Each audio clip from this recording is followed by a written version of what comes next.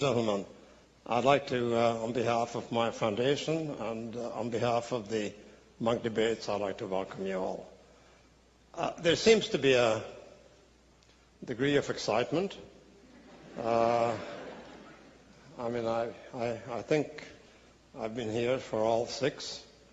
And this excitement seems to be also sort of noticeable beyond the hall and beyond the city. I heard rumors, I hope they're false, that people pay stupid, crazy prices for tickets. I wouldn't want to quote them because I may be charged by the SEC for insiders trading. So I'm not going to quote these insane prices, but it just indicates again that the excitement seems to be growing. But you know, rather than complaining about it, I got to admit to you that when we initially had the idea of starting these debates, we actually did hope for excitement. You see, the idea behind the debates was really nothing else but to try to elevate the quality of discussion, the level of dialogue on really important global issues amongst Canadians.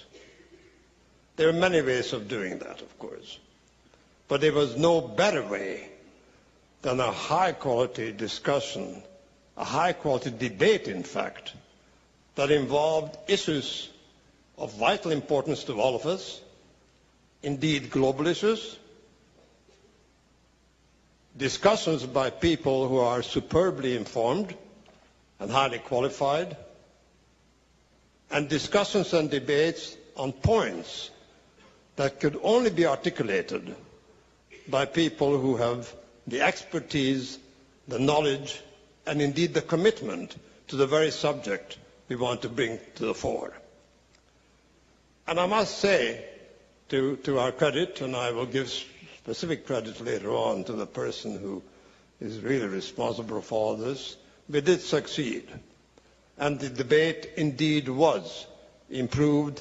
The level of the debate, the level of information, the level of the facts out there has increased substantially on all the issues that have been covered in the past 2.5 or 3 years in the 6 debates.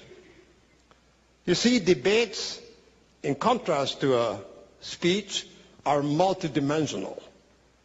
You prepare for a speech, you sit around at home, you get onto your miraculous various Google machines or whatever you happen to use, you download all those wonderful things that you want to talk about, you select the relevant points, you throw out the bad ones, you go and have dinner, you come back, you prepare, you sleep on it, you redo it again, and then lo and behold, you come to the big evening and you keep your sheet of paper in front of you and you read it.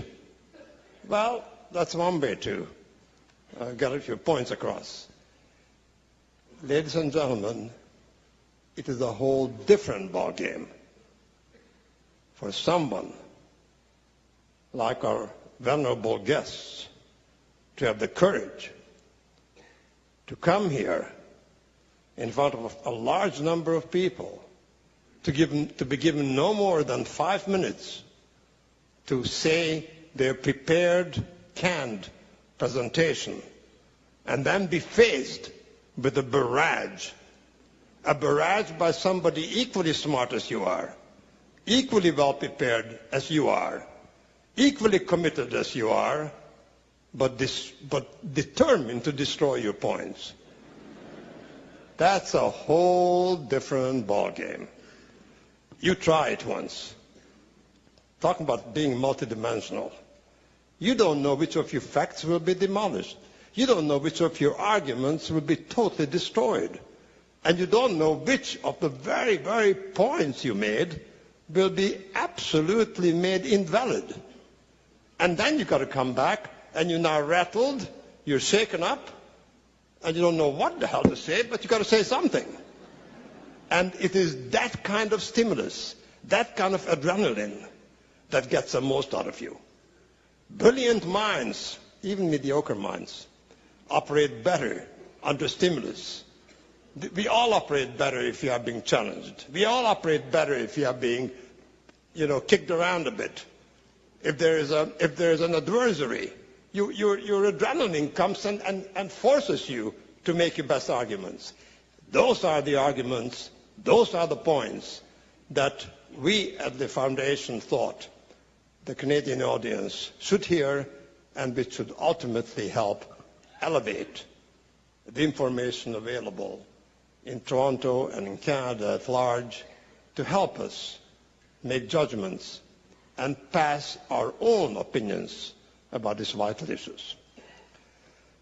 So in that spirit, I think that tonight will not disappoint. I think the subject we have chosen is as relevant as any subject we could, is probably foremost globally on most intelligent people's debate. Religion, faith, is it a positive, is it a negative? As to the speakers, we just simply could not have done better. As to the commitment, no one can doubt the two parties' commitment. So I think that with any bit of luck, we have tonight ahead of us something that's going to be stimulating enough and exciting enough, maybe even to justify those stupid prizes those idiots paid on the eBay. Of course, I may be wrong. You'll be the judge, or those guys who paid those prizes. Before I conclude, let me say a word about the three people who now you're going to be exposed to, and who I'd like to welcome on behalf of the audience and on behalf of all of you. The first person I should talk about is Rudyard Griffith. It was Rudyard's idea as a member of my board. It was Rudyard's concept to have this debate. Rudyard is also the moderator. Rudyard is also the guy who executes it. And before I switch on to the next person, Rudyard deserves unlimited credit for this very successful monk debate program. Let me say to you, and I don't think we need to talk about it tonight, that I personally, maybe from a 50-year business experience, often find ideas to be quite destructive. Good ideas, coupled with good execution, is the opposite. It's all about the execution. A great idea coupled with great execution can change the world.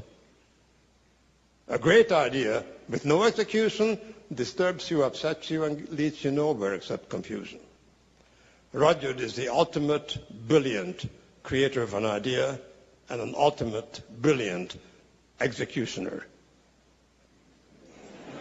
And I don't mean me.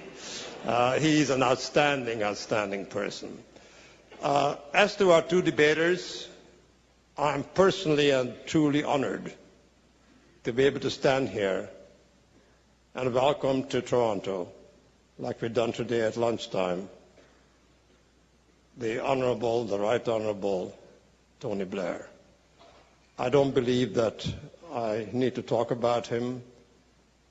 I don't believe that there's another human being that arguably had as much impact on the events of the world over the past 20 or 30 years as he did.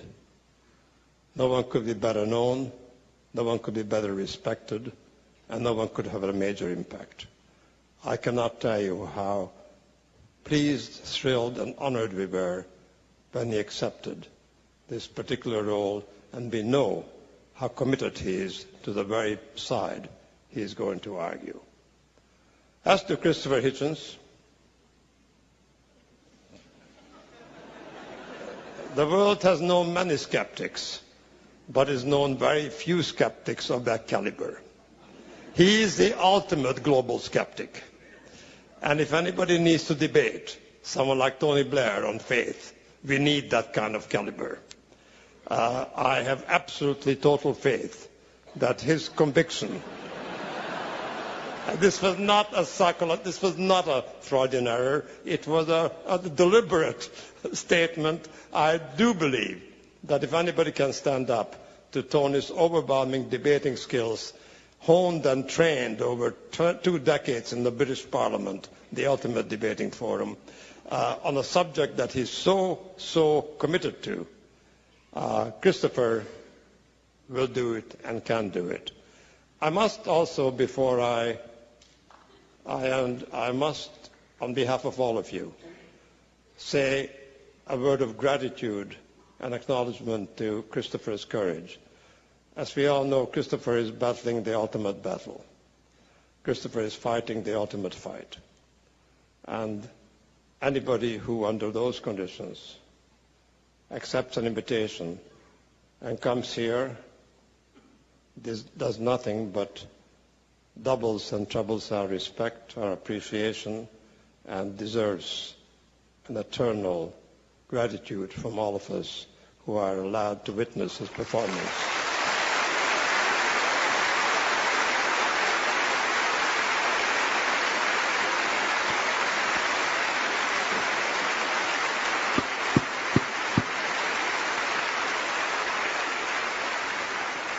And if I may say, Christopher also, in my opinion, happens to be one of the greatest minds of our times.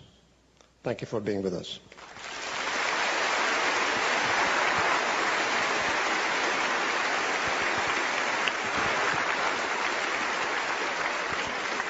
Walk on this side, or do you want me to go?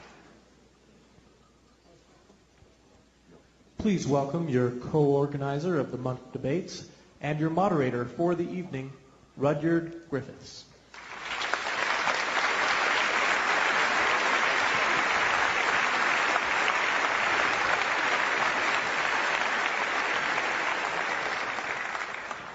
Well, welcome to Toronto, Canada for the Monk Debate on Religion in association with the BBC and Intelligence Squared. I'm Rudyard Griffiths, and it's my privilege to be your moderator tonight. I want to begin by welcoming the worldwide audience of the British Broadcasting Corporation, some 240 million people that will have access to this debate through the BBC World Service, BBC Online News, and BBC World News. It's just a fabulous opportunity to bring this debate to a truly global audience. I also want to welcome the tens of thousands of people watching this debate live and archived on monkdebates.com. It's terrific that they're part of this conversation too. And I also want to turn my attention to this hall, this spectacular hall, the lucky 2,700 people who are here in the flesh to listen to this debate tonight. Let it be said that on this day, thanks to the generosity of Peter and Melanie Monk, that Canada and its largest city, Toronto, is truly at the heart of the global conversation.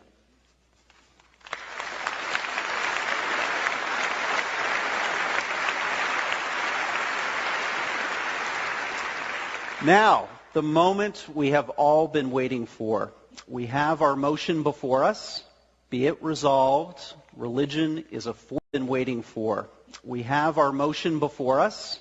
Be it resolved, religion is a force for good in the world. All we need is our debaters here center stage. Ladies and gentlemen, please welcome Mr. Tony Blair and Mr. Christopher Hitchens.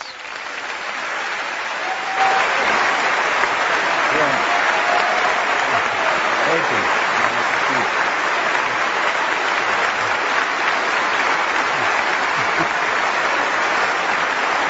I've done that before.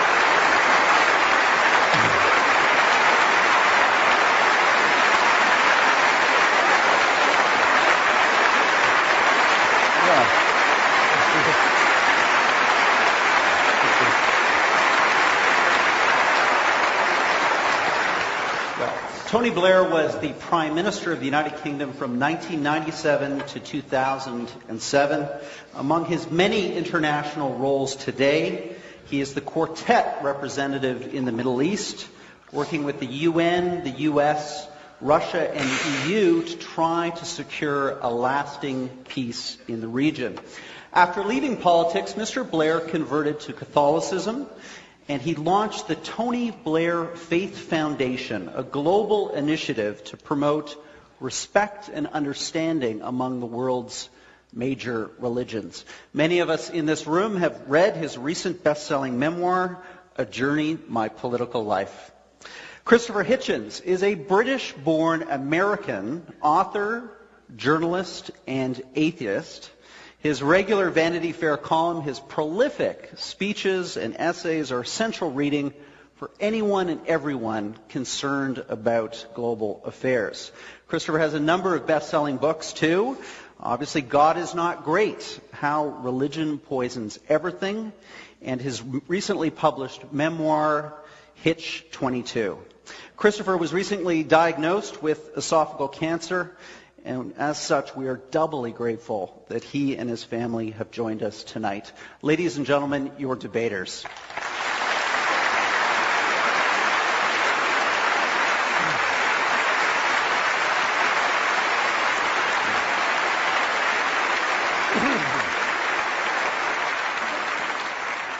Before getting our debate underway, let me just briefly run down how the next hour and a half will unfold. Each debater has been given 7 minutes for their opening remarks for and against the motion. Next, Mr. Hitchens and Mr. Blair will confront each other head-on, so to speak, through 2 rounds of formal rebuttals. We'll then bring you, the audience, into this debate through written questions. All of you received a written question card. At any time in the debate, fill that out, pass it down the aisle for collection. I'll also be taking some questions from audience members on the stage, some of the younger audience members here. Those questions will be asked directly to Mr. Blair and Mr. Hitchens. We'll also be bringing in our online audience through a series of questions, too. The debate will conclude with short 5-minute closing statements and a second audience vote on the motion. But before I call on our debaters for their opening statements, let's find out how the 2,700 people in this audience voted as they came into the hall. We're going to get those numbers up on the screen now. 22% of you in favor of the motion, 57% opposed, and fully 21% of you undecided. Now, we also, as you know, asked you a second question tonight. We asked you, depending on what you hear during the debate, are you open to changing your vote? Let's have those numbers too, please. Wow. 75% of this audience, 3/4, could change their vote depending what they hear in the next hour and a half. Ladies and gentlemen, we clearly have a debate on our hands. And remember, we will poll the audience again at the end of our proceedings to find out which of these 2 debaters was able to win by swaying us with the power of their arguments. Well, the time has come for introductory remarks. Christopher Hitchens, as we've agreed, you will begin first with your opening statement. Thank you, ladies and gentlemen. Thank you very much to the Monk family, great philanthropists, for making this possible. 7 minutes, ladies and gentlemen, for the foundational argument between religion and philosophy. It leaves me hardly time to praise my distinguished opponent. In fact, I might have to seize a later chance of doing that. I think 3.5 minutes for metaphysics and 3.5 for the material world won't be excessive. And I have a text. And it is from, because I won't take a religious text from a known extremist or fanatic, it's from Cardinal Newman.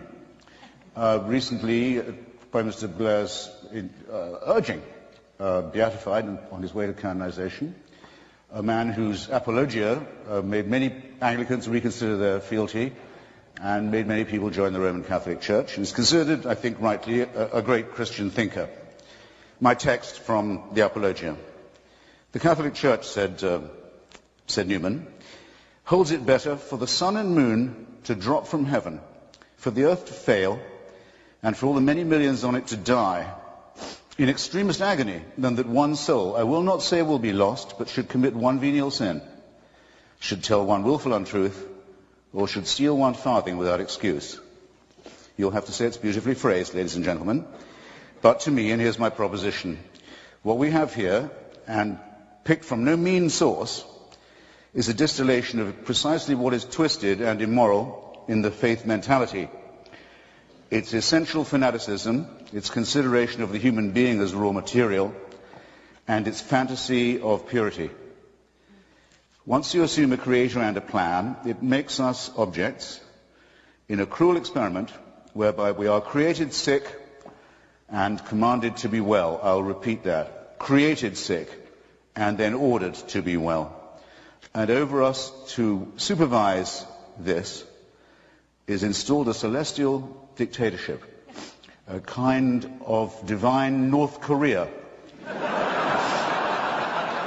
Greedy, exigent, I would say more than exigent, greedy for uncritical praise from dawn till dusk, and swift to punish the original sins with which it so tenderly gifted us in the very first place. However, let no one say there's no cure. Salvation is offered. Redemption, indeed, is promised at the low price of the surrender of your critical faculties. Religion, it might be said, must be said, would have to admit, makes extraordinary claims, but though I would maintain that extraordinary claims require extraordinary evidence, rather daringly provides not even ordinary evidence for its extraordinary supernatural claims. Therefore, we might begin by asking, and I'm asking my opponent as well as you when you consider your voting, is it good for the world to appeal to our credulity and not to our skepticism? Is it good for the world to worship a deity that takes sides in wars and human affairs? To appeal to our fear and to our guilt, is it good for the world? To our terror of death, is it good to appeal? To preach guilt and shame about the sexual act and the sexual relationship, is this good for the world? And asking yourself the while, are these really religious responsibilities, as I maintain they are? To terrify children with the image of hell and eternal punishment, not just of themselves, but of their parents and those they love. Perhaps worst of all, to consider women an inferior creation. Is that good for the world? And can you name me a religion that has not done that? To insist that we are created and not evolved in the face of all the evidence. To say that certain books of legend and myth, man-made and primitive, are revealed, not man-made code. Religion forces nice people to do unkind things, and also makes intelligent people say stupid things. Handed a small baby for the first time, is it your first reaction to think, beautiful, almost perfect, now please hand me the sharp stone for its genitalia that I may do the work of the Lord? No. It is, as the great physicist Steven Weinberger has very aptly put it, in the ordinary moral universe, the good will do the best they can, the worst will do the worst they can. But if you want to make good people do wicked things, you'll need religion. Now, I've got now 1 minute and 57 seconds to say why I think this is very self-evident in our material world. Let me ask Tony again, because he's here. And because the place where he is seeking peace is the birthplace of monotheism. So you might think it was unusually filled with refulgence and love and peace. Everyone in the civilized world has roughly agreed, including the majority of Arabs and Jews and the international community, that there should be enough room for 2 states for 2 peoples in the same land. I think we have a rough agreement on that. Why can't we get it? The UN can't get it. The US can't get it. The Quartet can't get it. The PLO can't get it. The Israeli Parliament can't get it. Why can't they get it? Because the parties of God have a veto on it, and everybody knows that this is true. because of the divine promises made about this territory, there will never be peace, they will never be compromised. There will instead be misery, shame, and tyranny, and people will kill each other's children for ancient books and caves and relics. And who is going to say that this is good for the world? And that's just the example nearest to hand. Have you looked lately at the possibility that we used to discuss as children in fear? What will happen when messianic fanatics get hold of an apocalyptic weapon? Well, we're about to find that out as we watch the Islamic Republic of Iran and its party of God allies make a dress rehearsal for precisely this. Have you looked lately at the revival of Tsarism in Putin's Russia, where the black-cowled, black-coated leadership of Russian Orthodoxy is draped over an increasingly xenophobic, tyrannical, expansionist and aggressive regime? Have you looked lately at the teaching in Africa and the consequences of it, of a church that says AIDS may be wicked, but not as wicked as condoms? That's exactly no seconds left, ladies and gentlemen. I've done my best. Believe me, I have more.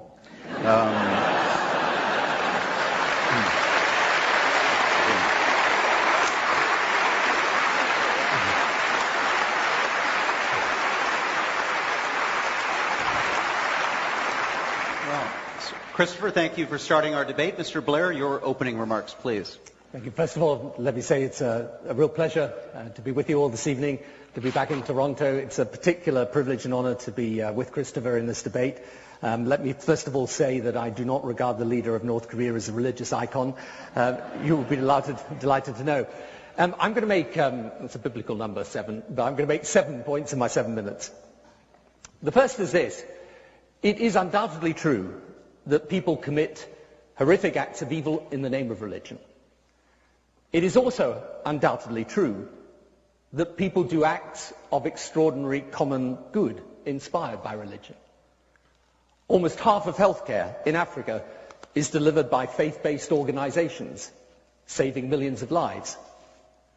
A quarter of worldwide HIV/AIDS care is provided by Catholic organizations.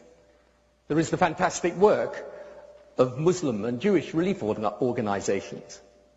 There are in Canada thousands of religious organizations that care for the mentally ill or disabled or disadvantaged or destitute. And here in Toronto, barely 1.5 miles from here, is a shelter run by Covenant House, a Christian charity for homeless youth in Canada. So the proposition that religion is unadulterated poison is unsustainable. It can be destructive. It can also create a deep well of compassion, and frequently does. And the second is that people are inspired to do such good by what I would say is the true essence of faith, which is along with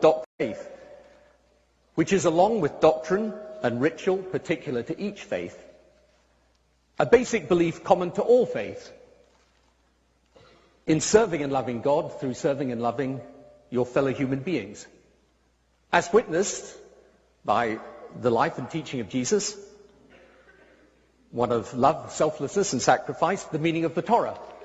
It was Rabbi Hillel who was once famously challenged by someone who said they would convert to religion if he could recite the whole of the Torah standing on one leg. He stood on one leg and said, "Do unto others as you would have them do unto you. That is the Torah. The rest is commentary. Now go and do it." The teaching of Prophet Muhammad, saving one life as if you're saving the whole of humanity.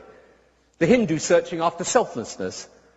The Buddhist concepts of karuna, mudita and metta, which all subjugate selfish desires to care for others, seek insistence specifically on respect for others of another faith. That, in my view, is the true face of faith.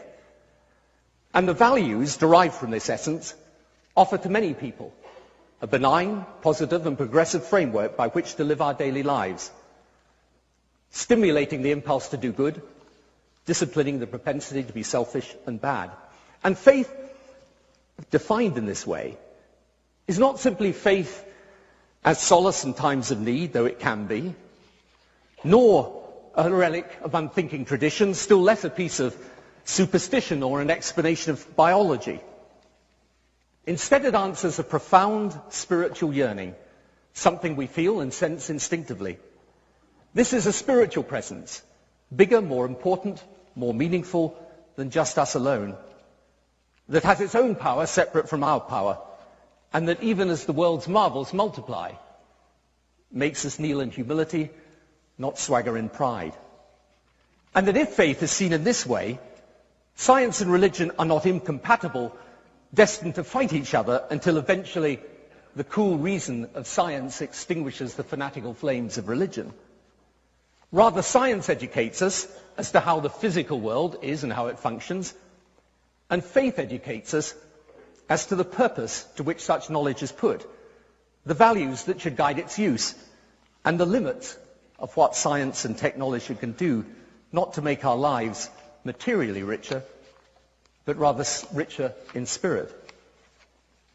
And so, imagine indeed a world without religious faith.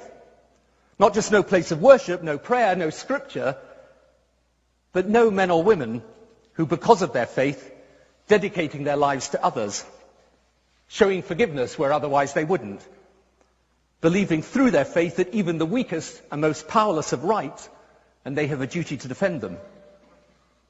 And yes, I agree, in a world without religion, the religious fanatics may be gone. But I ask you, would fanaticism be gone? And then realize that such an imagined vision of a world without religion is not in fact new. The 20th century was a century scarred by visions that had precisely that imagining in their vision and at their heart, and gave us Hitler and Stalin and Pol Pot. In this vision, obedience to the will of God was for the weak. It was the will of man that should dominate. So, I do not deny for a moment that religion can be a force for evil. But I claim that where it is based essentially on a perversion of faith. And I assert that at least religion can also be a force for good. And where it is, that it's true to what I believe is the essence of faith. And I say that a world without religious faith would be spiritually, morally, and emotionally diminished. So, I know very well that you can point, and quite rightly Christopher does, to examples of where people have used religion to do things that are terrible and that have made the world a worse place. But I ask you not to judge all people of religious faith by those people any more than we would judge politics by bad politicians.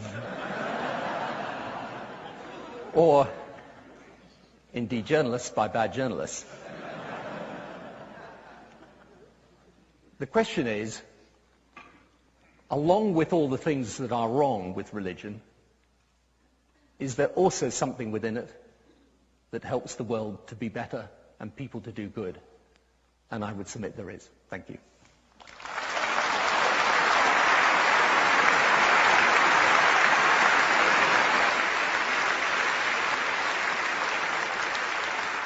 Well, Tony, your training in Parliament, I can see, had you just perfectly landing that right on the 7-minute mark.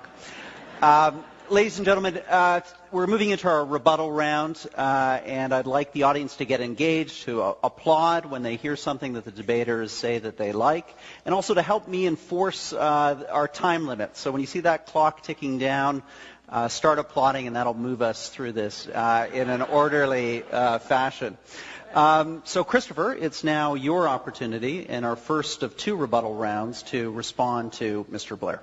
Do you have 4? Is that right? There's 2 rounds of rebuttals. Each of you has the opportunity to go back and forth. And yes, you have 4 minutes for each speaker within each of those rounds, if that's not too confusing. That sounds all right. I've got 4 minutes. Yes. Yeah, good. Then hold your applause, for heaven's sake. Well, now, in fairness, no one was arguing that religion should or will die out of the world. And all I'm arguing is that it would be better if there was a great deal more by way of an outbreak of secularism. Logically, if Tony's right, I would be slightly better off, not much, but slightly better off, being a Wahhabi Muslim, or a 12 Shia Muslim, or a Jehovah's Witness than I am wallowing as I do in mere secularism. What I'm arguing, and really seriously, is what we need is a great deal more of one and a great deal less of the second. And I knew it would come up, that we'd be told about charity. And I take this very seriously. Because we know, ladies and gentlemen, as it happens, we're the first generation of people who do really, what the cure for poverty really is. It eluded people for a long, long time. The cure for poverty has a name, in fact. It's called the empowerment of women. If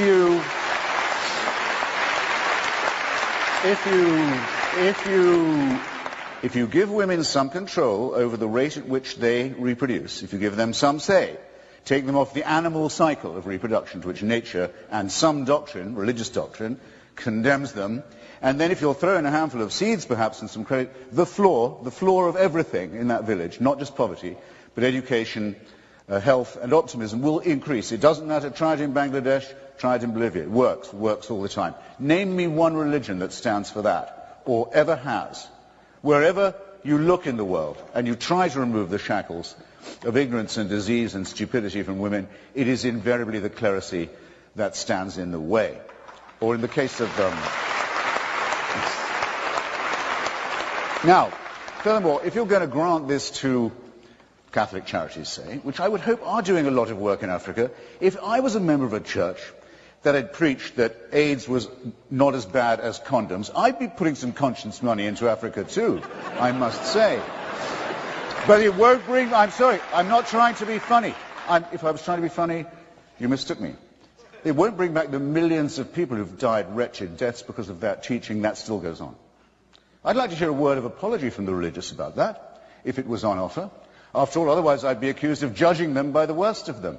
And this isn't done, as Tony says so wrongly, in the name of religion. It's a direct precept, practice, and enforceable discipline of religion. Is it? Not so, in this case. I think you'll find that it is. But if you're going to say, all right, the Mormons will tell you the same. You may think it's a bit cracked to think that Joseph Smith found another Bible buried in upstate New York, but you should see our missionaries in action. I'm not impressed. I'd rather have no Mormons and no missionaries, quite honestly, and no Joseph Smith. Do we grant to Hamas and to Hezbollah, both of whom will tell you and incessantly do, look at our charitable work. Without us, Effendi, the poor of Gaza, the poor of Lebanon, where would they be but for our... And they're right. They do a great deal of charitable work. It's nothing compared to the harm that they do, but it's a great deal of work all the same. I'm also familiar with the teachings of the great Rabbi Hillel. I even know where he plagiarized the story from, if he had access to the stuff. The injunction not to do to another what would be repulsive if done to yourself is found in the Analects of Confucius, if you want to date it. But actually it's found in the heart of every person in this room. Everybody knows that much. We don't require divine permission to know right from wrong. We don't need tablets administered to us 10 at a time in tablet form on pain of death to be able to have a moral argument. No, we have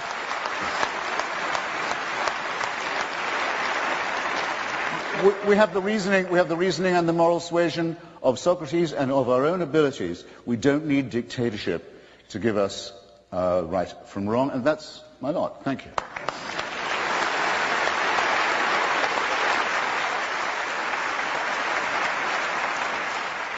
In the name of fairness and equity, Mr. Blair, I'm going to give you an additional 25 seconds for your first rebuttal.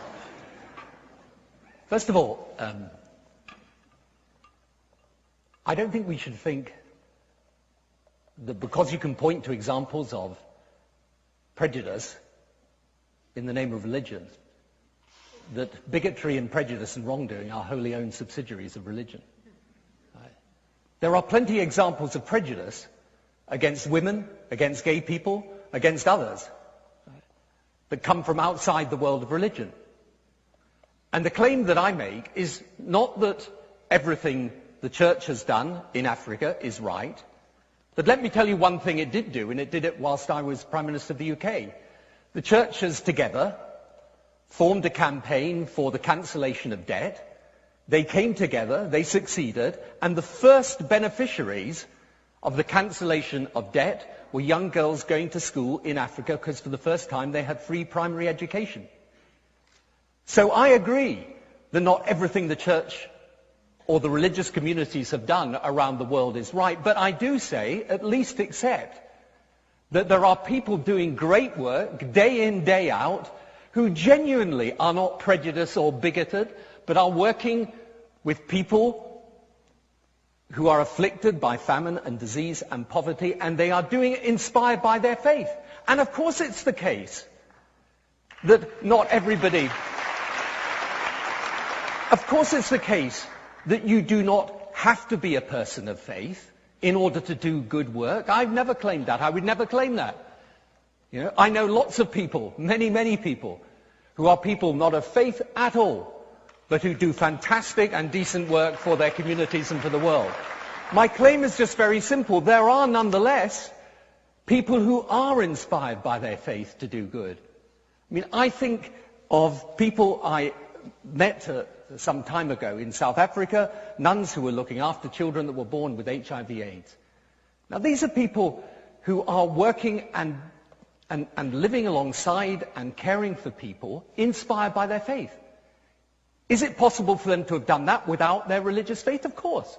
It's possible for them to have done it. But the fact is, that's what motivated them.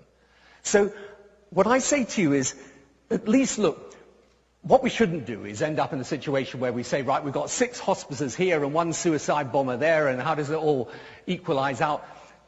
That's not a very productive way of arguing this. And actually, I thought one of the most interesting things that Christopher said is that we're not going to drive religion out of the world. And that's true, we're not.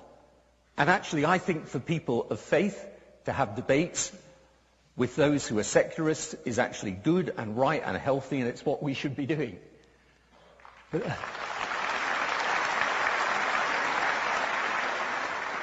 And I'm not claiming that everyone should congregate on debates with those who are secularists is actually good and right and healthy, and it's what we should be doing.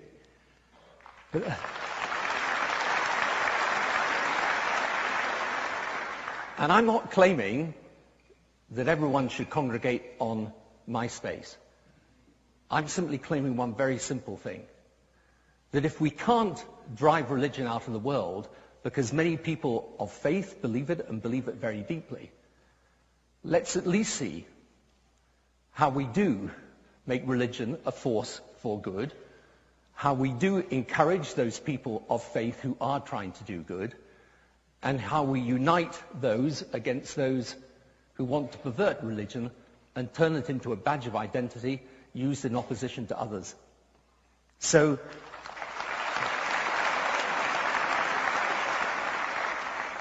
I would simply finish by saying this. There are many situations where faith has done wrong. But there are many situations in which wrong has been done without religion playing any part in it at all. So let us not condemn all people of religious faith because of the bigotry or prejudice shown by some, and let us at least acknowledge that some good has come out of religion, and that we should celebrate.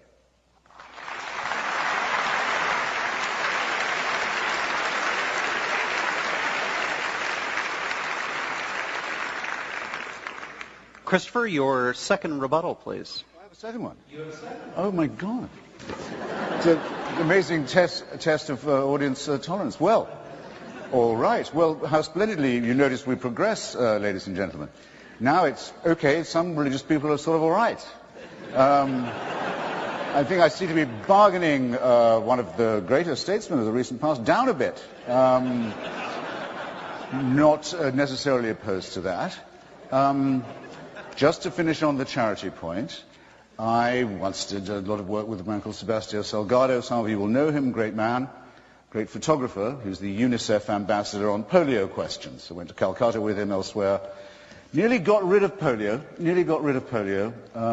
nearly made it join smallpox as a disease, a thing of the past, a filthy memory, except for so many religious groups in Bengal and elsewhere, Afghanistan, West Africa, so on, telling their children, don't go and take the drops. It's a conspiracy, it's against God, it's against God's design. By the way, that argument isn't terribly new. When smallpox was a scourge, Timothy Dwight, the great divine who was the head of Yale, said taking Dr. Jenner's injection was an interference with God's design as well. That's sort of by the way. You need something like UNICEF to get major work done if you want to alleviate poverty and misery and disease. And for me, my money will always go to organizations like Médecins Sans Frontières, like Oxfam and many others, who, strange enough, go out into the world, do good for their fellow creatures for its own sake. They don't take the Bible along, as people do to Haiti all the time. We keep catching them doing it. Their money is being spent flat out on proselytization. It's a function of the old thing that was hand in hand with imperialism. It's the missionary tradition. They can call it charity if they will, but it doesn't stand a second look. So much on the business of doing good, except perhaps to add, since I have you for some extra minutes, that Mr. Blair and I at different times gave quite a lot of our years to the Labour Party and to the Labour movement. And if the promise of religion was true, had been true, right up until the late 19th century in, say, Britain or North America or Canada, that good works are what's required and should be enough, and those who give charity should be honoured, those who receive it should be grateful. Two rather revolting ideas in one, I have to say. There would be no need for human and social and political action. We could rely on being innately good, which we know we can't rely upon, and which I never suggested that we could, or should. So, now now I'm intrigued now.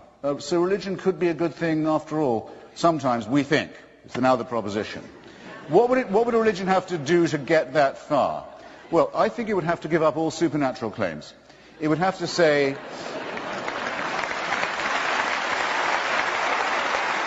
please, it would have to say, no, you are not to do this under the threat of reward, heaven, or the terror of punishment, hell. No, we can't offer you miracles. Find me the church that will say, forget all that. Faith healing, no. It would have to give that up. It would have to give up the idea of an eternal, unalterable authority figure who was judge, jury, and executioner against whom there could be no appeal, and who wasn't finished with you even when you died.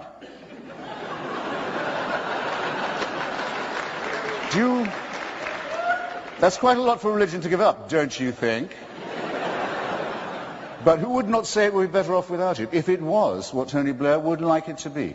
An aspect of humanism, an aspect of compassion, an aspect of the realizations of human solidarity, the knowledge that we are in fact all bound up one with another, that we have responsibilities to one to another, and that, as I do when I give blood, partly because I don't lose the pint forever, I can always get it back, but that there's actually a sense of pleasure to be had in helping your fellow creature. I think that should be enough.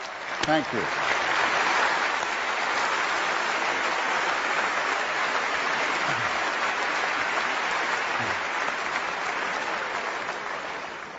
Tony, it must feel like the House of Commons all over again. I don't know, so far they're a little politer, actually. Your final rebuttal, please. Yeah. It all depends, I guess, what your experience of religious people is. I mean, my experience of the people I was with last week in Africa that include deeply religious people is not actually that they're doing what they're doing because of heaven and hell. They're doing it for love of their fellow human beings. And that's, I think, something very fine. What's more, that they believe and that this love of their fellow human beings is bound up with their faith. So it's not something, yes, of course, it is absolutely true. They might decide to do this irrespective of the fact that they have religious faith. But their faith, they feel, is an impulse to do that good. And, I don't recognize the description of the work that they do in what Christopher said. In Sierra Leone, where I was, you have Christians and Muslims working together to deliver health care in that country. That's religion playing a positive role. They're working across the faith divide and doing it because they, again, believe that their faith impels them to do that. When we look back in history, yes, of course, you can see plenty of examples of where religion has played a negative role. You can see great examples, for example, in the abolition of slavery, where religious reformers joined with secular reformers in order to bring about the abolition of slavery. And let's get away from this idea that religion created poverty. You know, there are bad things that have happened in the world outside of religion. Right? And when you look at the 20th century, and you see the great scars of political ideology around views that had absolutely dramatically at their heart fascism, the communism of Stalin. Absolutely at their heart was the eradication of religion. Then what I would say to you is, get rid of religion, but you're not going to get rid of fanaticism, and you're not going to get rid of the wrong in the world. So the question is,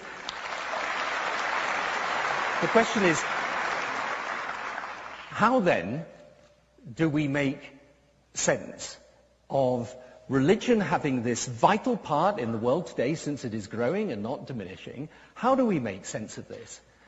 And this is where, yes, there is an obligation on the people of faith to try and join across the faith divide with those of other faiths. That's the reason for my foundation.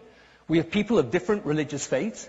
We've actually got a program where young people team up with each other of different faiths and work together in Africa on malaria, back in their own faith communities, and here in Canada. We have a schools program that allows schools to link up using the technology so that kids of different faiths can talk to each other across the world. And here's the thing. When they start to talk about their faith, they don't actually talk in terms of heaven and hell and a God that's an executioner of those that do wrong. They talk in terms of their basic feeling that love of God can be expressed best through love of neighbor and actions in furtherance of the compassion and help needed by others. And this is in 2007, religious organizations in the US gave 1.5 times the amount of aid that USAID did. Not insignificant. So my point is very, very simple. You can list all the faults of religion, just as you can list the faults of the politicians, the journalists, and any other profession. But for people of faith, the reason why they try to do good, and when they do it, is because their faith motivates them to do so. And that is genuinely the proper face of faith.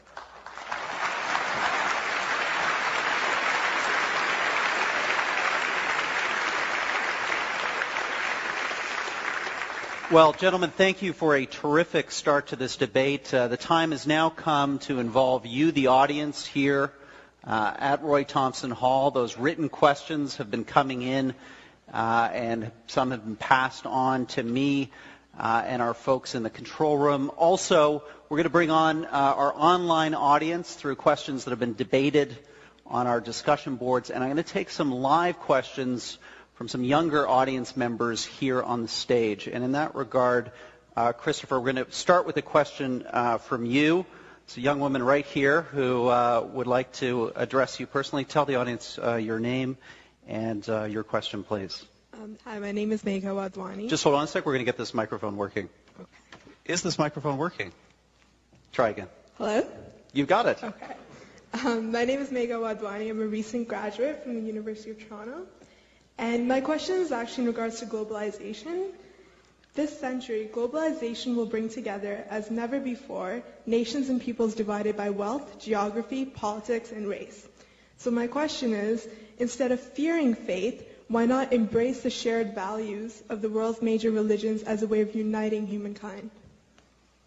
Great question. Christopher? Yeah. Well, unity out of faith or disunity? Perfectly good question, but seemed to be phrased as a call for common humanism. I mean, I didn't hear anyone say, wouldn't it be better if everyone at least joined some church or other? Not a bit of it. I mean, common humanism is, I think, not made particularly easier by the practice of religion, and I'll tell you why. there's something about religion that is, very often at any rate, and in its original monotheistic Judaistic form, actually is ab initio an expression of exclusivism. This is our God. This is the God who's made a covenant with our tribe. You find it all over the place. It isn't always as sectarian as fundamentalist Judaism was, and sometimes still is, but it's not unknown. I mean, it's always struck me as slightly absurd to be a special church for English people, though I can sort of see the point. It strikes me as positively sinister that Pope Benedict should want to restore the Catholic Church to the claim it used to make, which is that it is the one true church, and that all other forms of Christianity are, as he still puts it, defective and inadequate. How this helps to build your future world of cooperation and understanding is not known to me. If you tell me in the Balkans what your religion is, I can tell you what your nationality is. You're not a Catholic. You know less about Loyola than I do, but I know you're a Croat, and I know you're a Croat nationalist. It's a religion, and in fact any form of faith, because it is a surrender of reason. It's a surrender of reason in favor of faith, is a fantastic force multiplier, a tremendous intensifier, I was trying to say, of all things that are in fact divisive rather than inclusive. And that's why its history is so stained with blood, not just of crimes against humanity, crimes against womanhood, crimes against reason and science, attacks upon medicine and enlightenment, all these appalling things that Tony kept defending himself from that I didn't even have time to bring up. But if you just look at the way the Christians love each other in the wars of religion in Lebanon, or in former Yugoslavia, you will see that there is no conceivable way that by calling on the supernatural you will achieve anything like your objective of a common humanism, which is, I think you're quite right to say, our only chance of, I won't call it salvation. Thank you.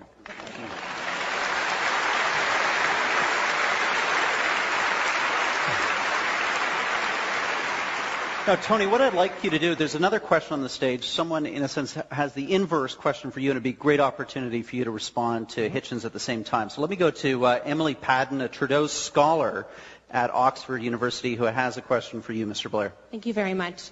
My research is in armed conflict in sub-Saharan Africa, and so the question I'd like to ask you, Mr. Blair, if I may, is how do you argue that religion is a force for good in the world when the same faiths that bind peoples and groups also deepen divisions and exacerbate conflict?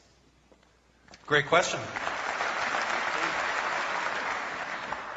To which my answer is that they can do, and there are very many examples of that.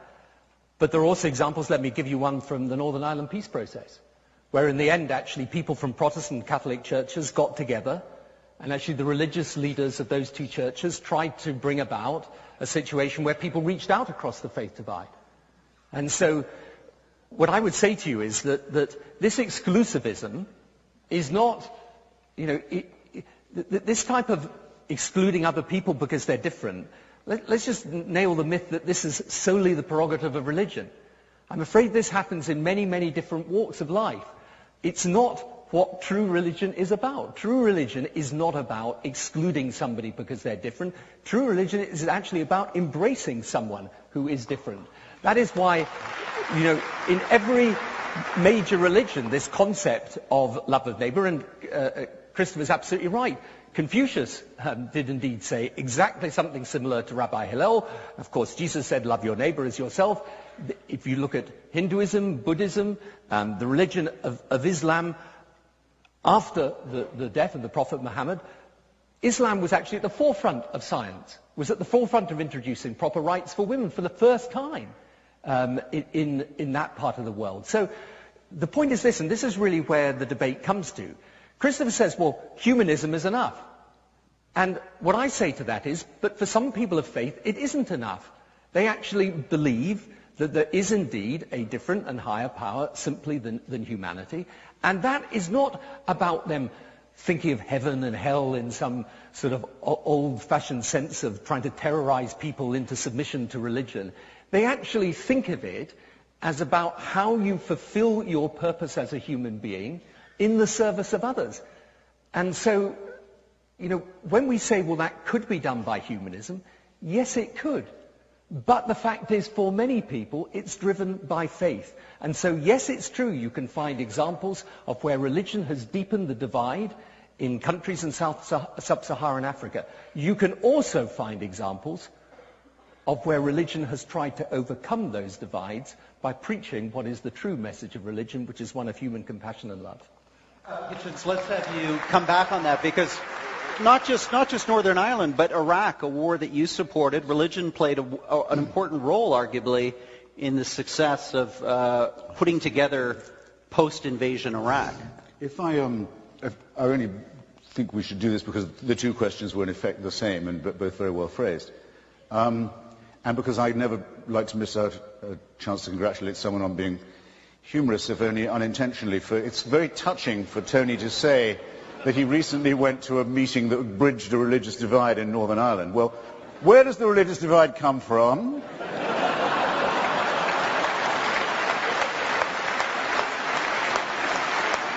400 years and more in my own country of birth, of people killing each other's children, depending on what kind of Christian they were, and sending each other's children in rhetoric to hell, and making Northern Ireland the place the most remarkable in Northern Europe for unemployment, for ignorance, for poverty, and for, I would say, stupidity too.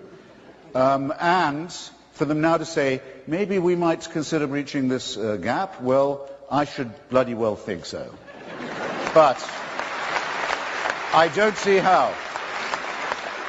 If they'd listened to the atheist community in Northern Ireland, which is a real thing, and if they'd listened to the secular movement in Northern Ireland, which is a real thing, and I know many people who've suffered dreadfully from membership in it, not excluding being pulled out of a car by a man in a balaclava and asked, are you Catholic or Protestant?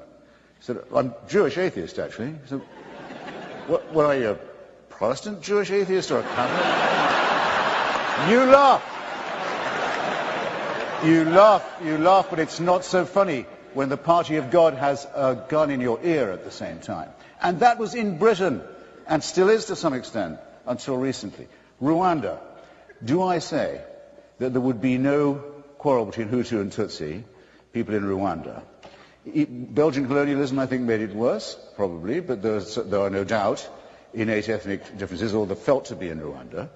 But the fact of the matter is, Rwanda is the most Christian country in Africa. In fact, by one account, that's to say numbers of people in relation to numbers of churches, it's the most Christian country in the world. And the Hutu power genocide, at any rate, was preached from the pulpits, actually the pulpits of the Catholic Church, as many of the people we are still looking for, wanted in that genocide, are hiding in the Vatican, along with a number of other people who should be given up to international justice, by the way. Quite a number of people. So, since Tony seems to like religious people best when they're largely non-practicing, but just basically faithful, I'll grant him that much. I say that it's not entirely the fault of religion that this happened in Rwanda, but when it's preached from the pulpit, as it was in Northern Ireland and in Rwanda, it does tend to make it very, very much worse. Thank you.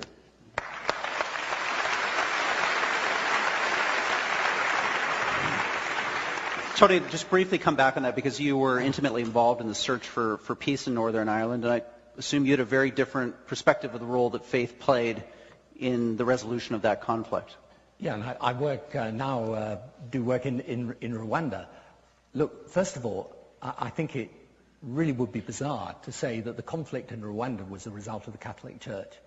I mean, Rwanda is a perfect indicator of what I'm saying, which is you can put aside religion and still have the most terrible things happen. I mean, this was the worst genocide since the Holocaust. It was committed on a tribal basis. Yes, it's true. There were members of the Catholic Church who behaved badly in that context of Rwanda. There were also, by the way, members of the Catholic Church and others of religious denomination who stood up and protected and died alongside people in Rwanda. So,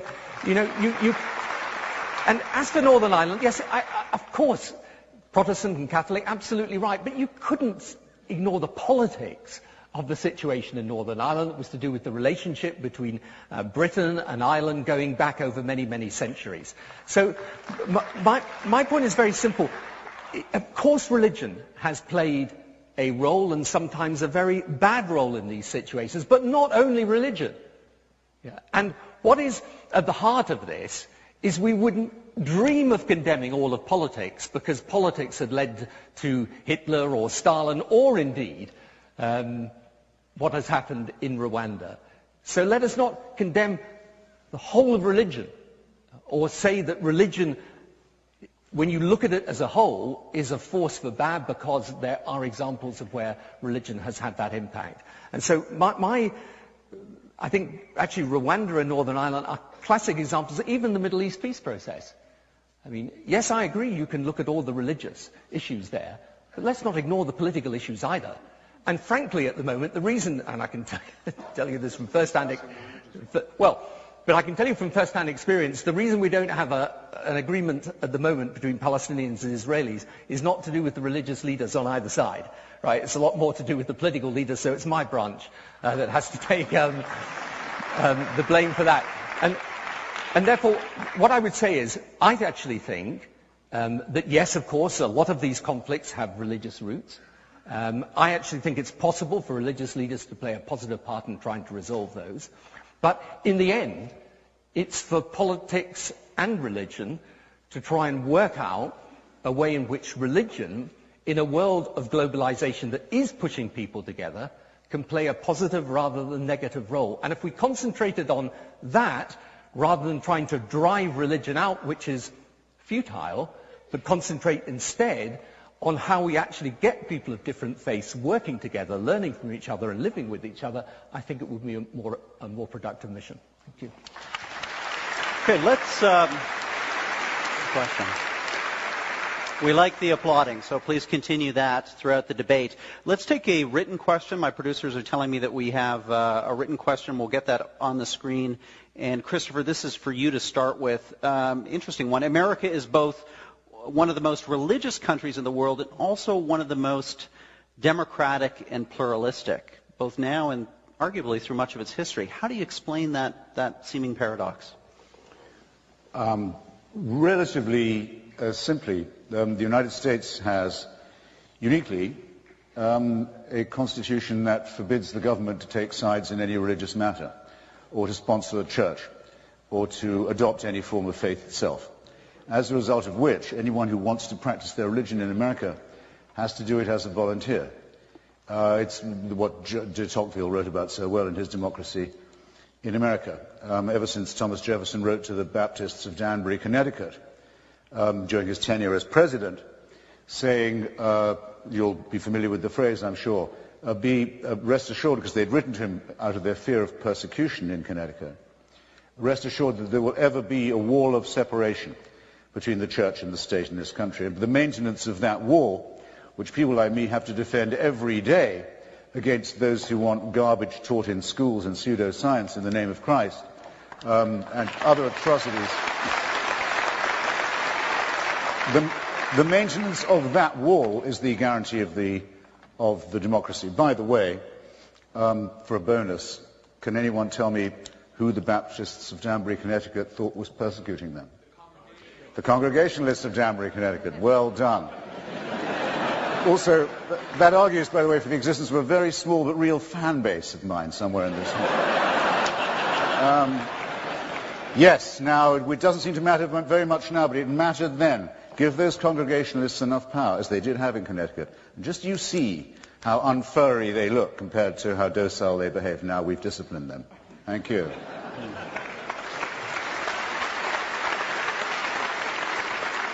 Well, Tony, let me come to you with that same question. Is it just a case of American exceptionalism, or is this balance between pluralism and faith that's been achieved in America something that you're either seeing in other parts of the world or a model that could be exported globally?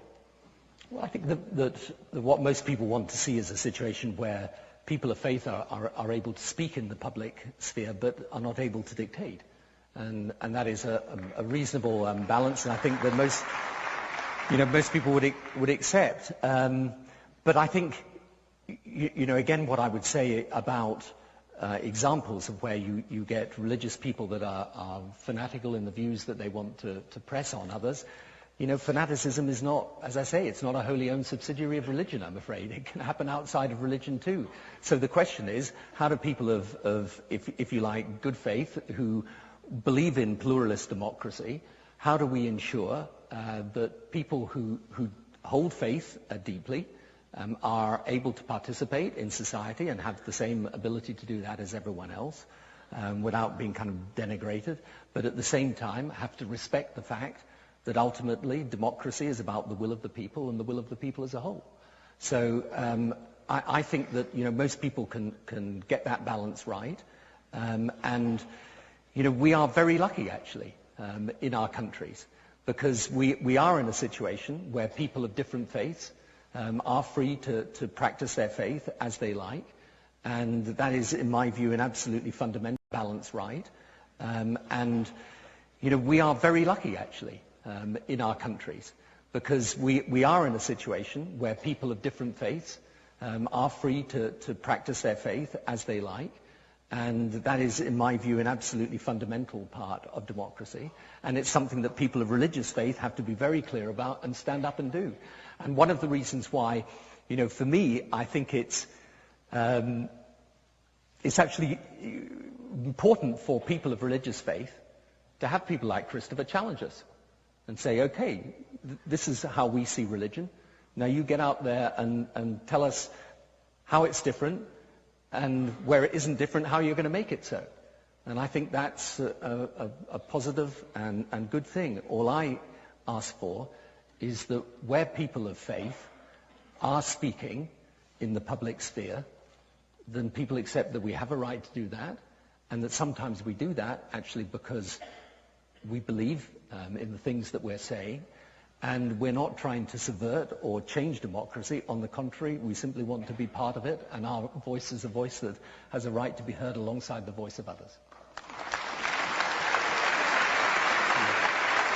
Well, I see Christopher writing furiously, so I'm going to ask him to come back on that point. Well, I hadn't anything specially to add there. I think I'd rather give another person a chance for a question. Okay. Well, it's a question that was debated for you, Christopher, on monkdebates.com in the lead-up to this evening. On our discussion board, many people saying that religion provides a sense of community. In modern societies where immersed in a consumer culture, more often than not living alongside fellow citizens who are more maybe self-directed than other-directed. What do you say about the pure community function of religion? Isn't that a public good, a valid public good of religious belief? Absolutely. I say good luck to it. And the way I phrase it in my book, it's available at fine bookstores everywhere, is that I propose a pact with the faithful. Say, I'll take it again. I'll quote from the great Thomas Jefferson. I don't mind if my neighbor believes in 15 gods or in none. He neither by that breaks my leg or picks my pocket. I would echo that and say that as long as you don't want your religion taught to my children in school, given a government subsidy, imposed on me by violence, any of these things, you are fine by me. I would prefer...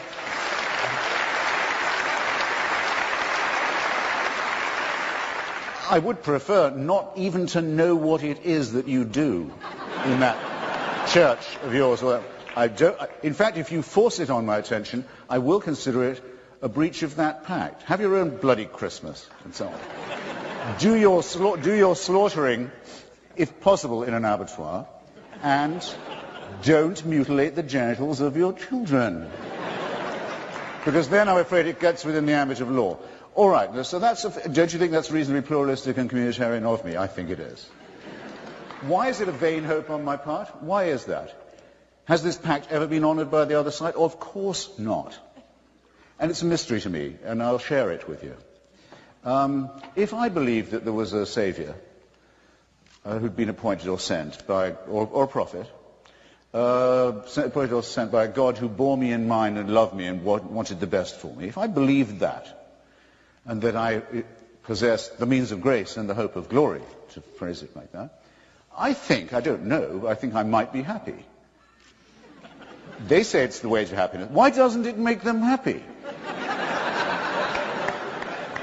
Well, don't you think it's a perfectly decent question?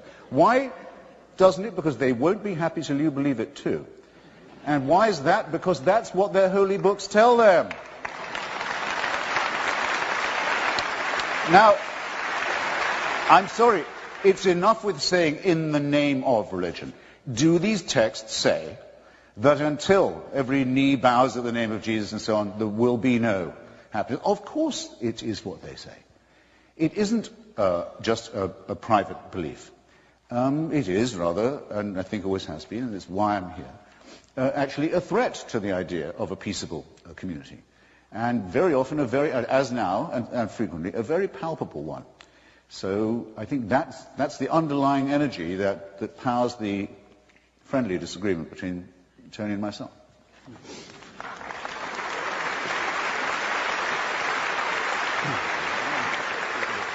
Tony, would you like to come back on that topic of religion and community or move on to another question? Let's move on.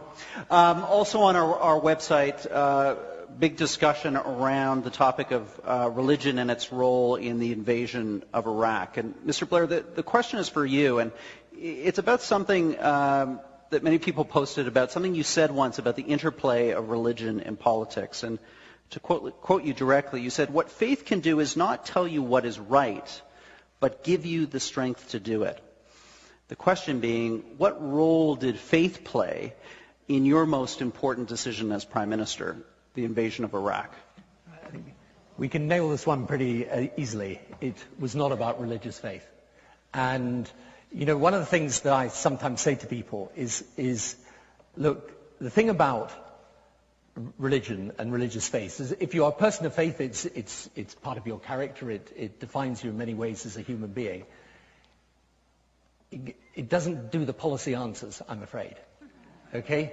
So as I used to say to people, you know, you don't go into church and look heavenward and say to God, right, next year the minimum wage, is it £6.50 or £7? Unfortunately, it doesn't tell you the answer. And even on the major decisions that are to do with war and peace that I've taken, they were decisions based on policy. And so they should be, and you may disagree with those decisions, but they were taken because I genuinely believe them to be right.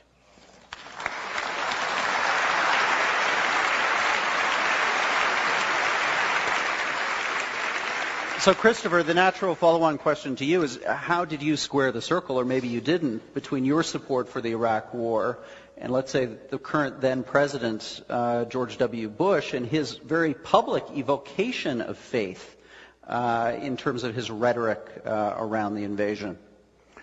Well, I don't remember. In fact, I don't think you can point out to me any moment where George Bush said he was under divine order or had any divine warrant for the intervention in Iraq. I'm perfectly certain that he might not have minded at some points giving that impression, but he wanted to give that impression about everything that he did. George Bush is someone who, as with his immediate predecessor, after various experiments in faith, ended up in his wife's church, most comfortable place for him to be. She's after all is the one who said to him, "If you take another drink, you scumbag, I'm leaving and taking the kids." Which is his way of saying he found Jesus and gave up the bottle. We know this. We know this to be true. Now, like a good Methodist, I was at Methodist school for many years myself. Like a good Methodist, George Bush says the following: "I've done all I can with this argument and with this conflict. From now on, all is in God's hands." That's quite different, I think. Would have made him a perfectly good Muslim, as a matter of fact. Combination of fatalism with a slightly sinister feeling of being chosen. Anyway. No, what's striking most to the eye of those who observe the debate on what Tony Blair and I agree to call the liberation of Iraq is the unanimous opposition of the leadership of every single Christian church to it, including the President's own and now the Prime Minister's own. The Methodist Church in the United States adamantly opposed. The Vatican adamantly opposed, as it had been to the liberation of Kuwait in 1991. Not the first time in the world that a sort of sickly Christian passivity has been preached in the face of fascist dictatorship. And of course, I was very surprised by the number of liberal Jews who took the same about a regime that harbored genocidal thoughts towards them. And if it comes to that, but I'm not the arbiter of what's rational in the mind of the religious thinker, given the number of Muslims put to the sword by Saddam Hussein's regime, quite extraordinary to see the extent to which Muslim fundamentalists flock to his defense. But I don't expect integrity or consistency from those quarters. But those of us who worked with people, with Iraqi intellectuals like Kanan Makir, with the Kurdish leadership, the secular left opposition of the Patriotic Union of Kurdistan, the Iraqi Communist Party, I have to give it credit for this, many feminists and other secular who'd worked for years to bring down Saddam Hussein, are very proud of our solidarity with those comrades, those brothers and sisters. We're still in touch with them. We have nothing to apologize for. It's those who would have kept a cannibal and a Caligula and a professional sadist in power who have the explaining to do. Thank you.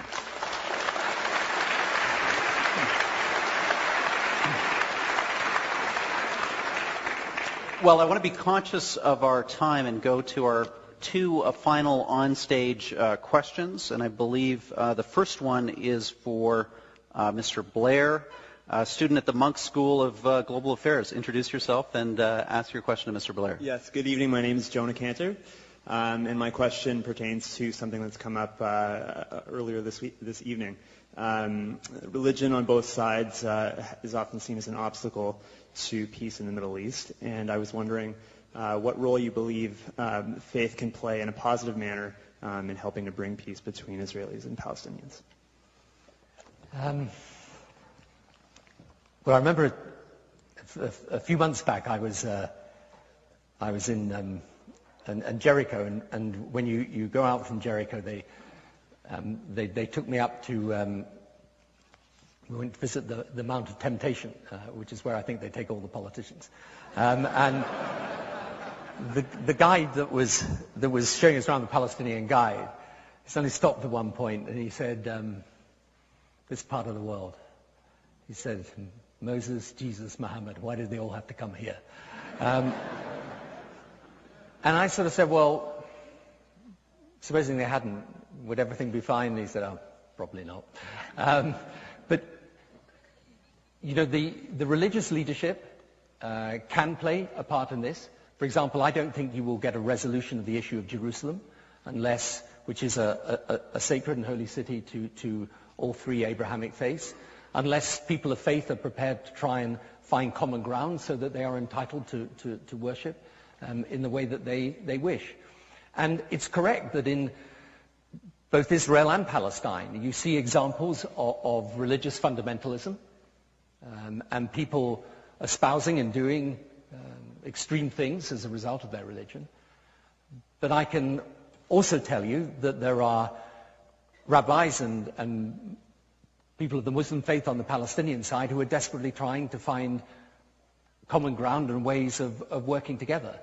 And I think, you know, part of the issue, and the reason indeed for me starting my faith foundation, is that we can argue forever the degree to which what is happening in the Middle East is a result of religion or the result of politics. But one thing is absolutely clear, that without those religious faith playing a positive and constructive role, it's going to be very difficult to reach peace. So my view, again, and I think this is in a sense one of the debates that underlies everything we've been saying this evening, is if it is correct that you're not going to simply eliminate religion, you know, you're not going to drive religion out of the world, then let's work on how we make those people of different faiths, even though they believe that their own faith is the path that they believe to salvation, how they can work across the faith divide in order to produce respect and understanding and tolerance. Because, believe it or not, amongst all the examples of prejudice and bigotry that Christopher quite rightly draws attention to, there are also examples of people of deep religious faith, Jewish, Muslim and Christian, who are desperately trying to search for peace and with the right political will supporting that, who would play a major part in achieving peace. So I agree a religion has to one degree created these problems, but actually people of different religious faiths working together can also be an important part of resolving these problems. And that's what we should do, and it's what we can do, and in respect of Jerusalem, it is absolutely imperative that we do.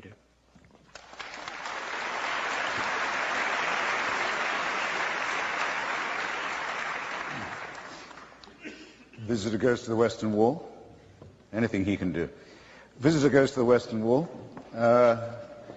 sees a man tearing at his beard, banging his head on the wall, shoving messages into it at the rate of knots, wailing and flailing, watches with fascination. When the guy finally breaks off, says, "Excuse me, I couldn't help noticing you were being unusually devout in your addresses to the wall, to the divines.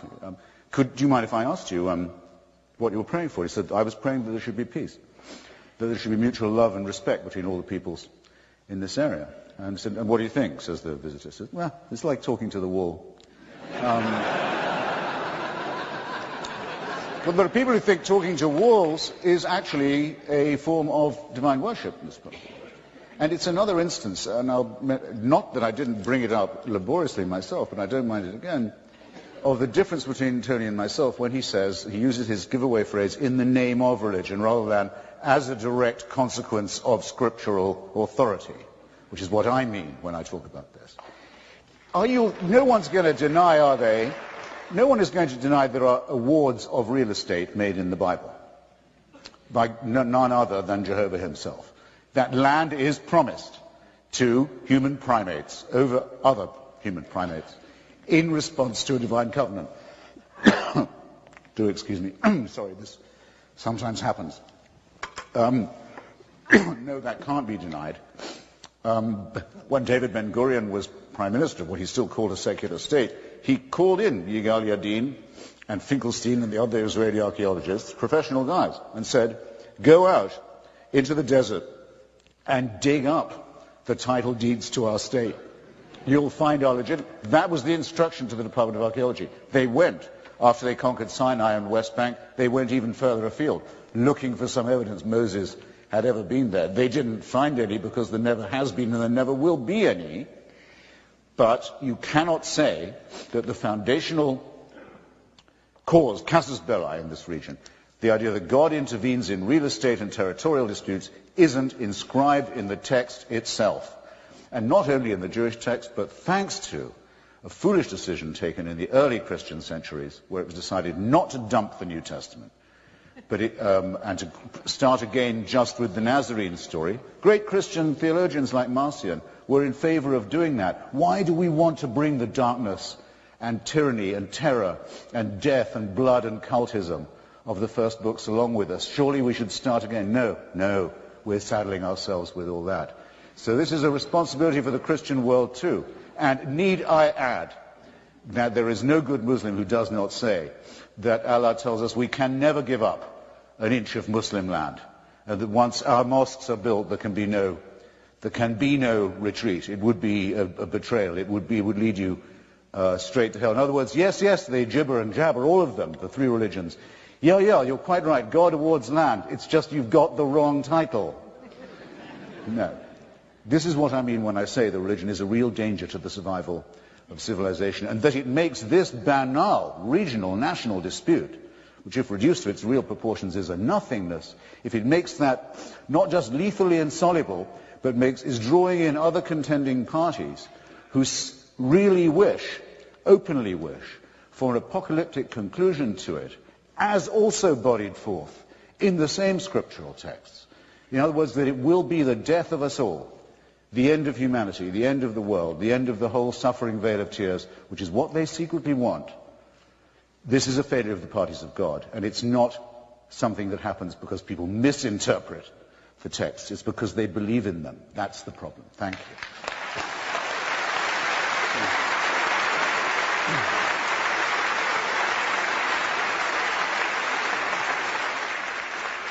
Tony, would you like a quick rejoinder, or can I move on to our final question for this session? Whichever you like. Well, great. We have I think, the perfect final question.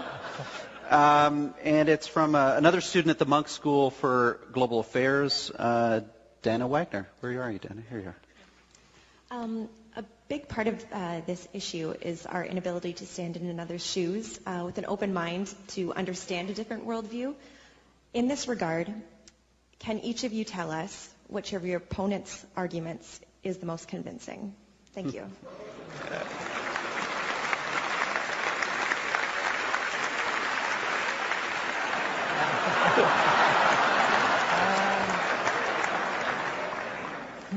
Right.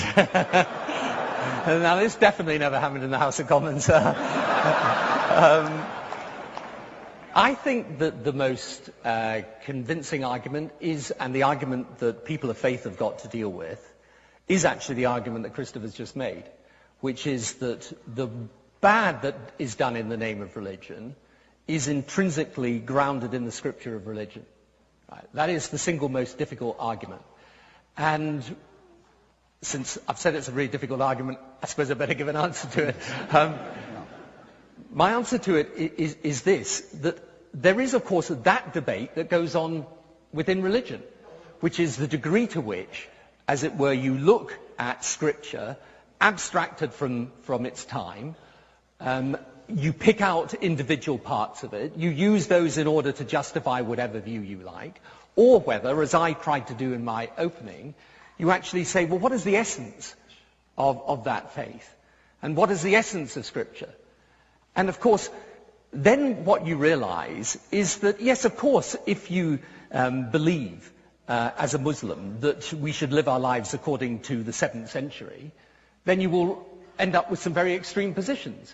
But actually, there are masses of Muslims who completely reject that as a view of Islam, and instead say, no, of course, the Prophet back then was somebody who brought order and stability, and actually, for example, even though we today would want equality for women, and many, again, despite what people say, many Muslims would agree with that as well, and many Muslim women, obviously. Back then, actually, what he did was extraordinary for that time. And also, when you look at Christianity, yes, of course, you can point to issues that, of that time, now seem very strange and outdated. But on the other hand, when you take Christianity as a whole and ask what it means to those, what draws people to it, what is it that made me as a student come to Christianity? It wasn't to do with some of the things that Christopher's just been describing, and I understand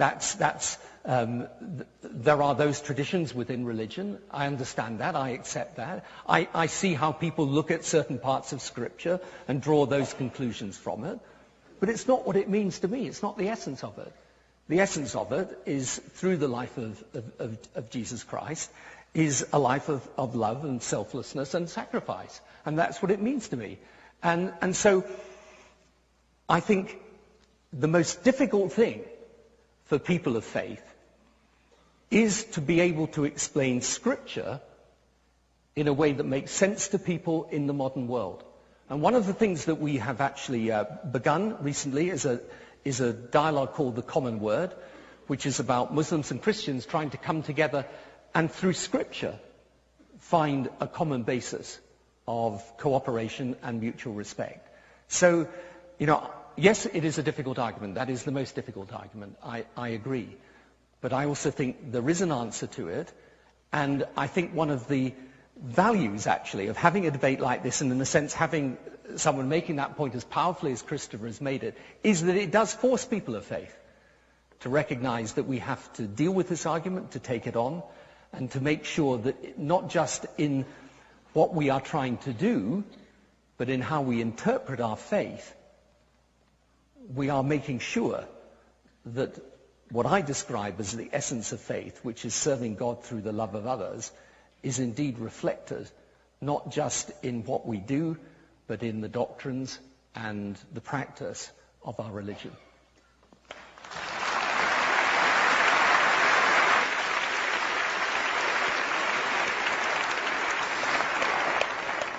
Admirable question. Thank you for it.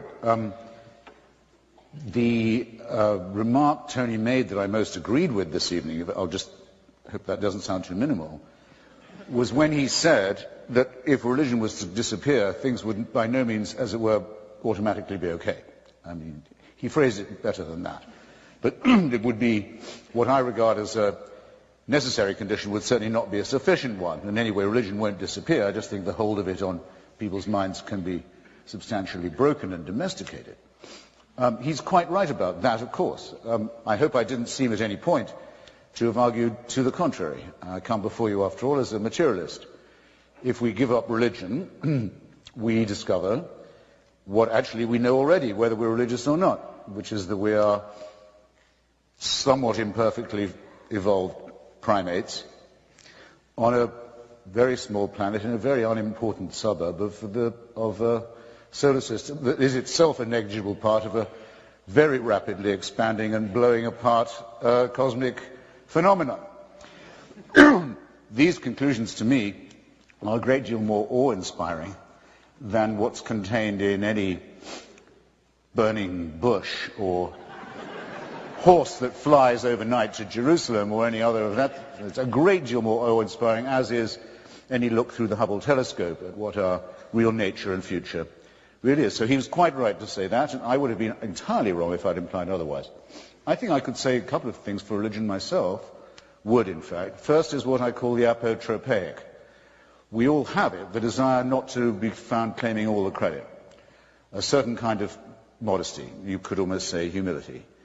People will therefore say they'll thank God when something happens that they are grateful for. Or there's no need to make this a religious thing. The Greeks had the concept of hubris as something to be avoided and criticized.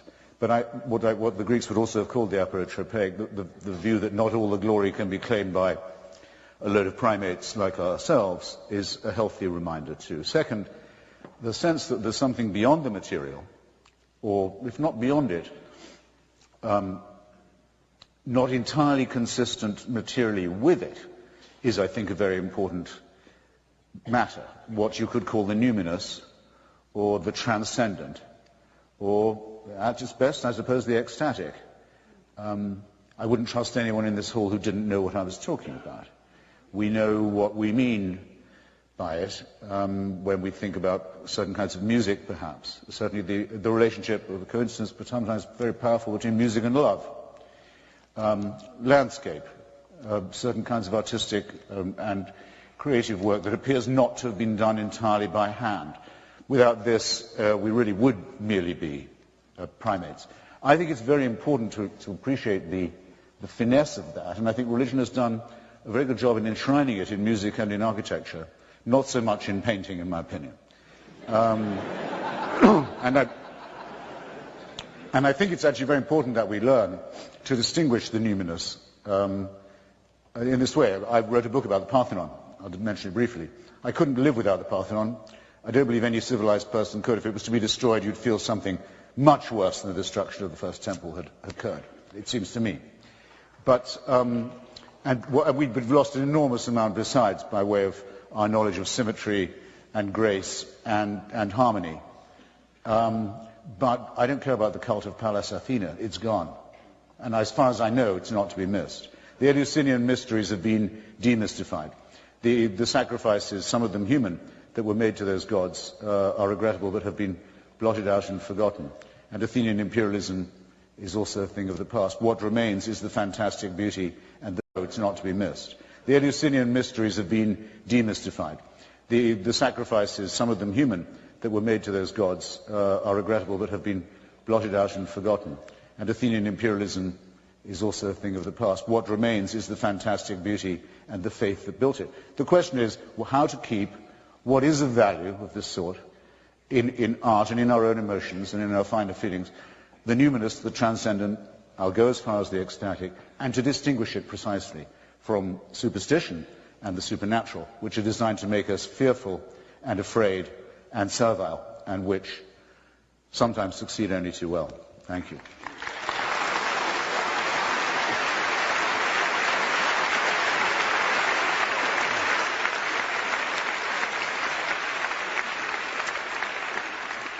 Well, it's now time for the final act in our debate, closing statements. We'll do that in the reverse order of our opening remarks. So, Christopher, I'm going to call on you again to speak. Your closing remarks, please. I'm not ready. Okay. I didn't know it was coming. And Tony, what do you say? Would you rather have another question? There's so many people who've got them. I'm happy. I'd rather answer another question. Let's take another question. Okay. You know what? Don't run away with the idea I'd run out of stuff, okay? Yes, I'd rather be provoked. Someone could do that. Sure. Well, let's do that. And I guess we'll give Christopher a pause here, a chance to drink and catch his breath. And Tony, go to you on this, the whole question of, which has been at the center of this debate, on the rigidity or flexibility of religious doctrine. Your church, the Catholic Church, has just made a reversal of sorts on its policy around the use of condoms, allowed explicitly and only for the prevention of HIV/AIDS infection. Is that a positive? Is that an expression of flexibility or a critique of the decades of rigidity before this reversal? Well, I welcome it. But you know, I mean, I'm one of the, I think, billion lay Catholics. So I don't, and I think many Catholics have different views on a whole range of issues upon which there is teaching by the Church.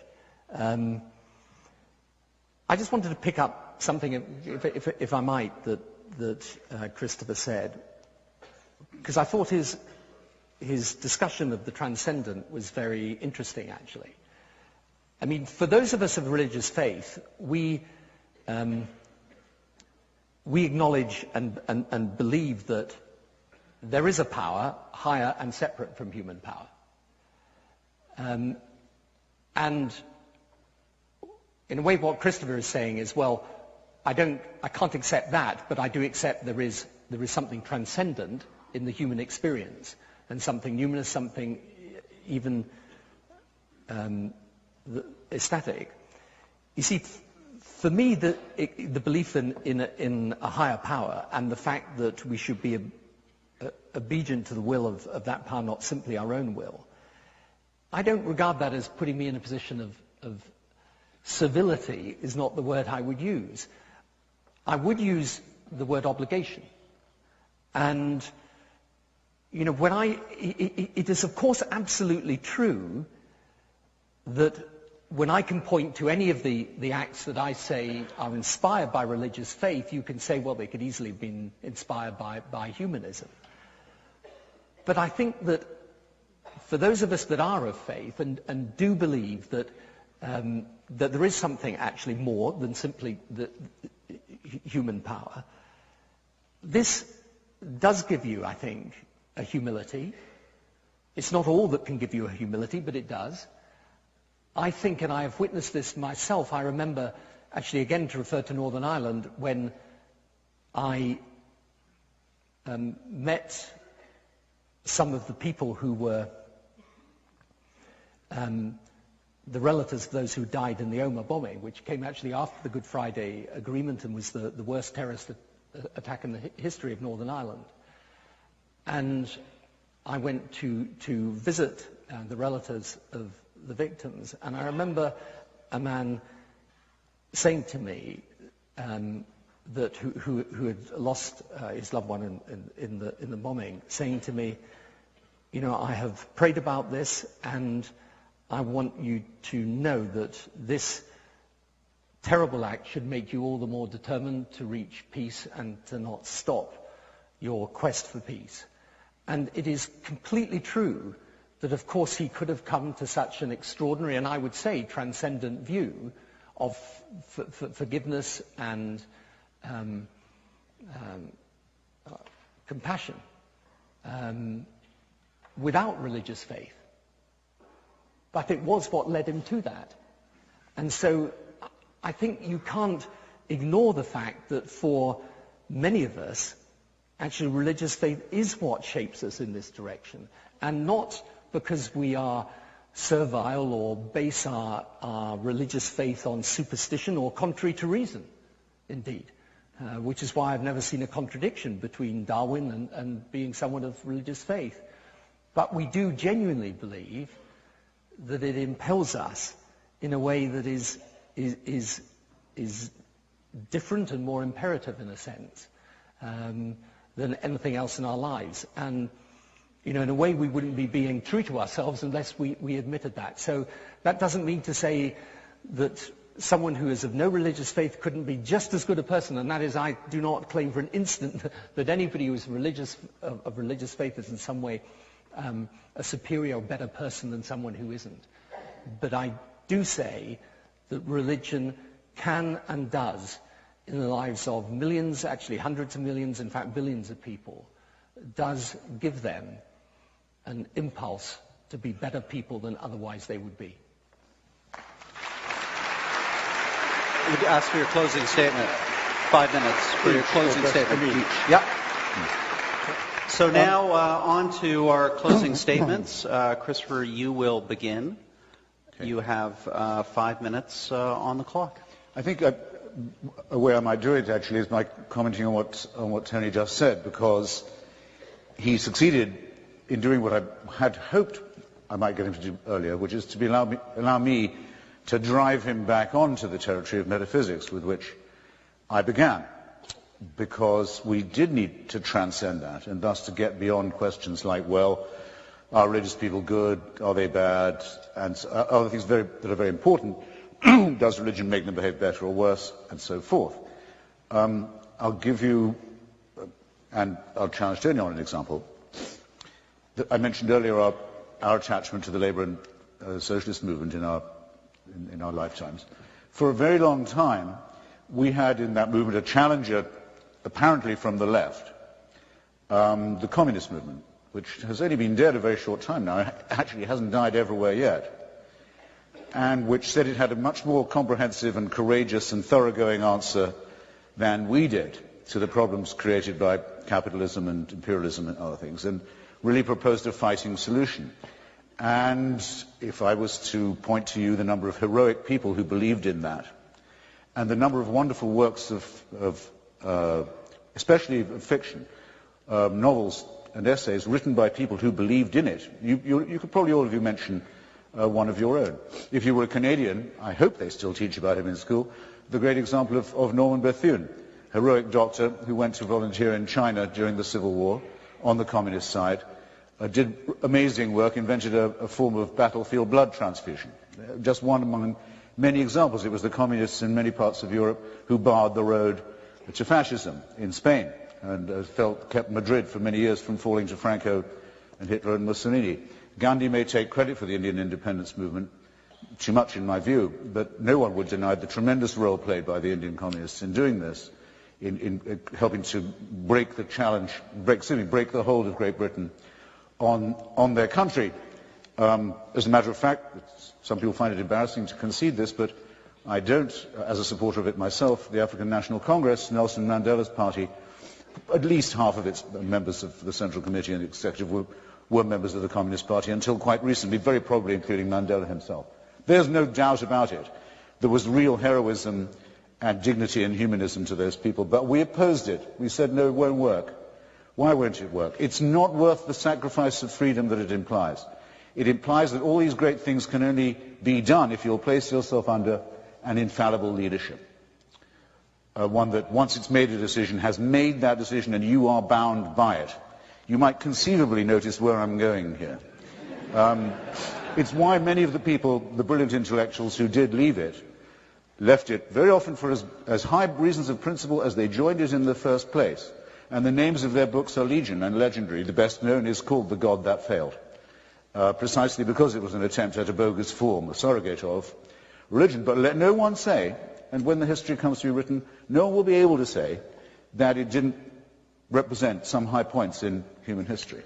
But I repeat, it wasn't worth it at the sacrifice of mental and intellectual and moral freedom. And that was the purpose of my original set of questions on the metaphysical side. Are you, consider yourselves, and consider this carefully, ladies and gentlemen, brothers, sisters, comrades, friends, are you yourselves willing, for the sake of certain elements of the numinous, perhaps for a great record of good works, as it's proposed by Tony, are you willing to say that you give your allegiance to an ultimate Redeemer? Because you're not really religious if you don't believe that there is a divine supervision involved. You don't have to believe it intervenes all the time. If you don't believe that, you're already halfway out the door. You don't need me. But are you willing to pay the price of a permanent supervisor? Are you willing to pay the price of believing in things that are supernatural? Miracles, afterlives, angels. Are you willing to admit, perhaps this most of all, are you willing to admit that human beings can be the interpreter of this divine figure? Because a religion means that you will have to follow someone who is your religious leader. You can't, try as you may, follow Jesus of Nazareth. It can't be done. You can try and do it, it can't be done. You'll have to follow his vicar on earth, Pope Benedict the 26th, as presently, his own claim, not mine. The apostolic succession, the vicar of Christ on earth. You have to say, this person has divine authority. I maintain that that and what goes with it is too much of a sacrifice of the mental and intellectual freedom that is essential to us to be tolerated. And you gain everything by repudiating that and standing up to your own full height. And you gain much more than you will by pretending that you're a member of a flock or in any other way any kind of sheep. Thank you.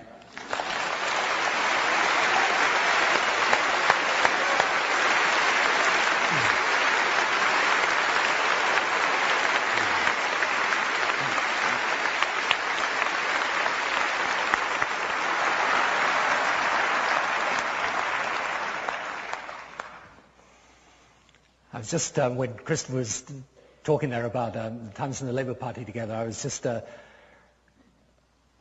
recalling after we suffered our fourth election defeat in a row in the Labour Party, meeting a party member after the fourth defeat who said to me, "The people have now voted against us 4 times.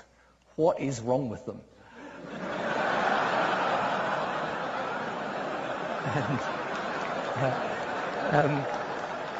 And you know, I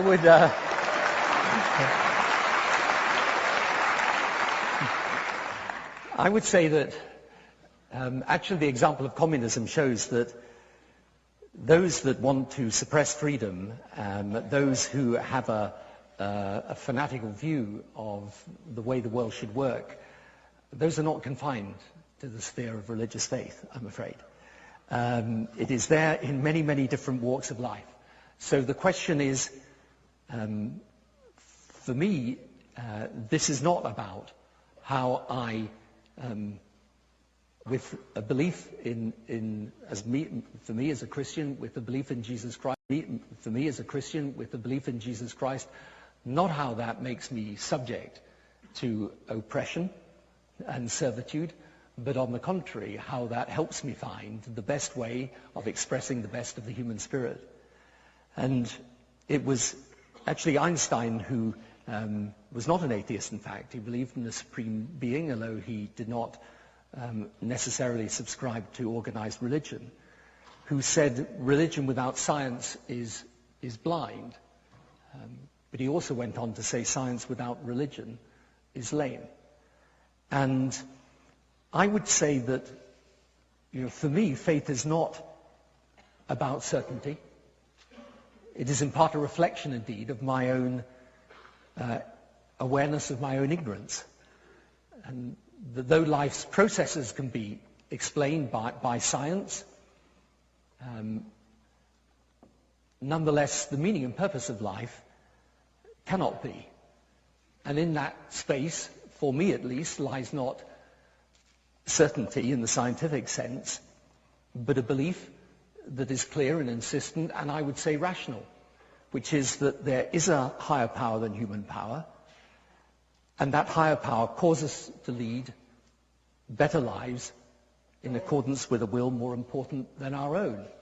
Not in order that we should be imprisoned by that superior will, but on the contrary, so that we can discipline and use our own will in furtherance of the things that represent the best in human beings and the best in humanity. So I think this debate this evening has been a fascinating and I think deeply important debate about probably the single most important issue of the 21st century. I actually don't think the 21st century will be about fundamentalist political ideology. I accept it could be about fundamentalist religious or cultural ideology. And the way that we avoid that is for those people of faith actually to be prepared to stand up and to debate those people who are of none. And for those people who believe in a world of peaceful coexistence, where people do cooperate together, recognize that there are people with deeply held religious convictions and that those convictions impel them to be part of that world of peaceful coexistence, even though it is true. There are those who, in the name of religion, and indeed, as a consequence of religion, will sometimes do things that are horrific, bad, evil, and in my view, totally contrary to the true meaning of faith. So I don't stand before you tonight and say that those of us of religious faith have always done right, since that is plainly wrong. But I do say that throughout human history, there have been examples of people inspired by faith that have actually, rather than contributed to the suppression of humanity, contributed to its liberation, spiritually, emotionally, and even materially. And it is those people that I stand up for here with you tonight. Thank you.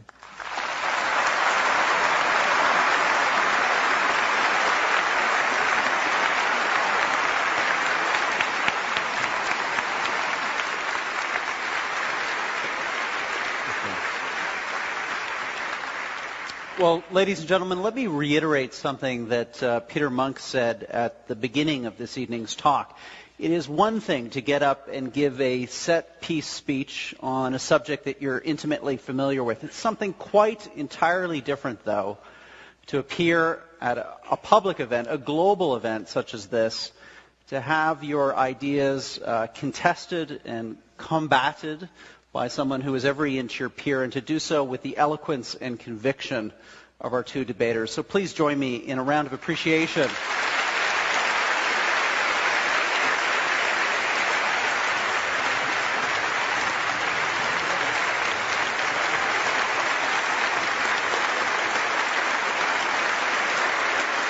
Thank you. We'll be off in a second. I'm just going to tell them of the vote. So stay here just 1 second.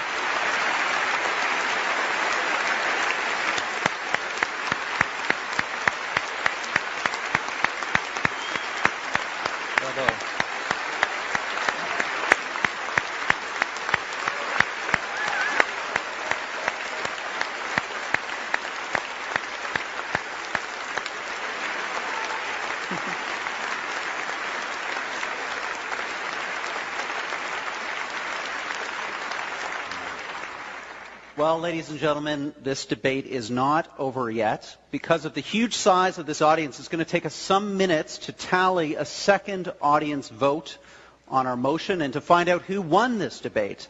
So I'm going to ask the audience members and our debaters to proceed to the post-debate reception next door, where we'll reveal the results shortly.